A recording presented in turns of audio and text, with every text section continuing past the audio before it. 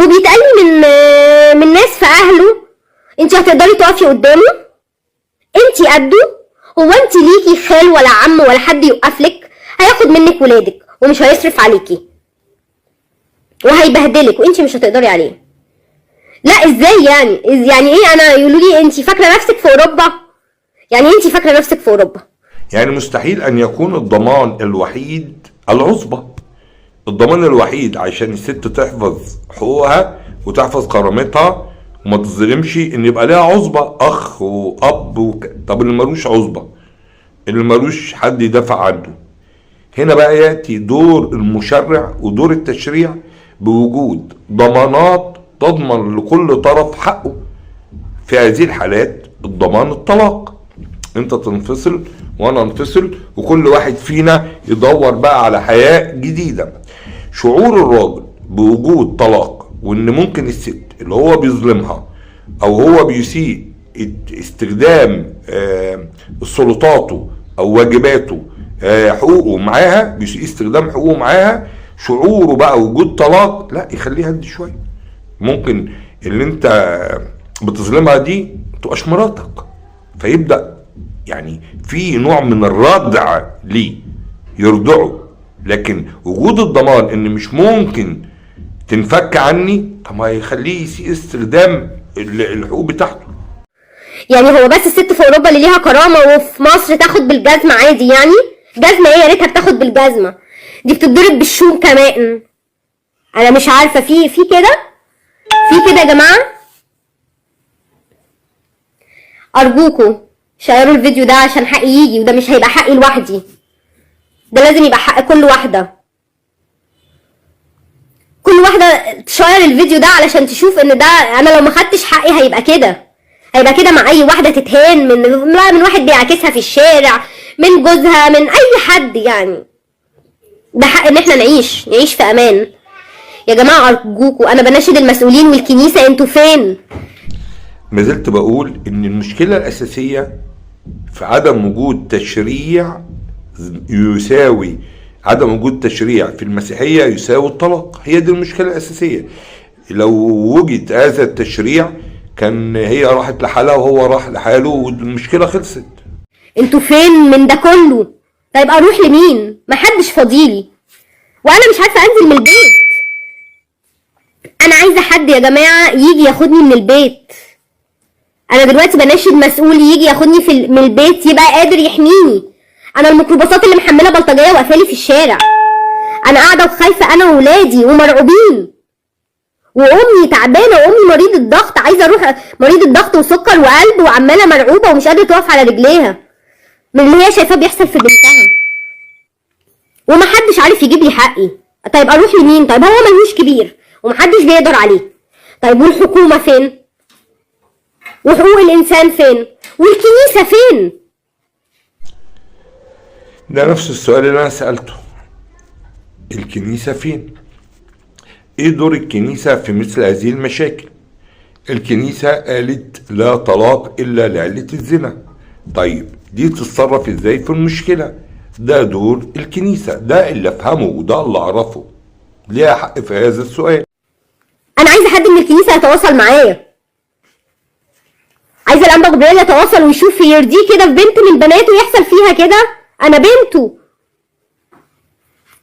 انتوا ما شفتوش كسرتي وكسرة عيالي عامله ازاي؟ وما شايفين امهم كده. انا مش بطلب حاجه كتيره، انا بطلب ان انا اعيش في امان. فين الامان؟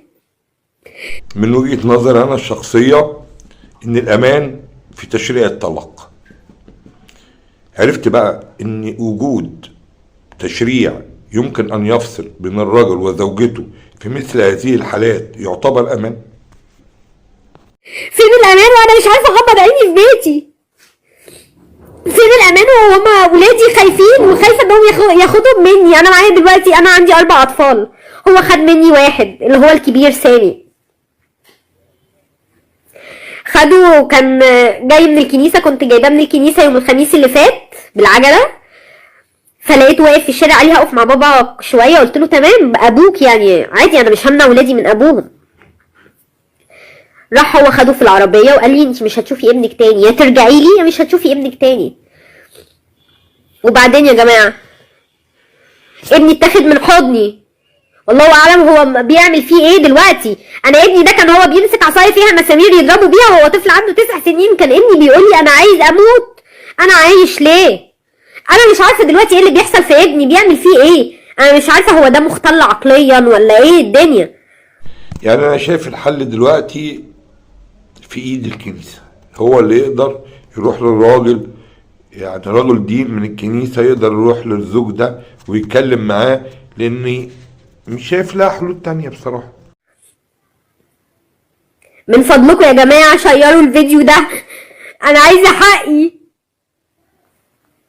عايزه حقي. انا فضلت ده انا وهو بيضربني فضلت قاعده اصوت، ما لقيتش حد اتحرى ولا حس. للاسف انا مش عارفه المصريين ايه اللي حصل لهم. الرجاله واقفه في الشارع كلهم خافوا يتعرضوا له عشان عارفين ان هو مجرم ومفتري ومحدش هيقدر عليه. طيب هو انا عشان انا لوحدي هيتعمل فيا كده عادي؟ انا عشان انا بابايا متوفي وواقفه بطولي وولادي معايا مش عارفه اسيبهم فين ولا اوديهم فين، انا عايزه انزل اروح لدكتور مش عارفه. انا مفيش حته في جسمي سليمه. انا كده اللي انتوا شايفينه ده بعد الاسعافات اللي عملوها لي في المستشفى، ده كده بعد الاسعافات قالوا لي مش عارفين نعمل لك ايه تاني اكتر من كده، لازم تروحي لدكتور بره. وبعدين ارجوكوا يا جماعه هقول لكم تاني شيروا الفيديو ده علشان ناخد حقنا، كل ست تاخد حقها في البلد دي. ما ينفعش ان انا اتهان واتبهدل بالطريقه دي، انا ما عملتش حاجه غلط. انا قعدت في بيته 10 سنين بشهاده امه وابوه واخواته وكلهم بيقولوا لي انتي محدش عايز مسك عليكي غلطه، ابننا اللي مش عارفين نربيه.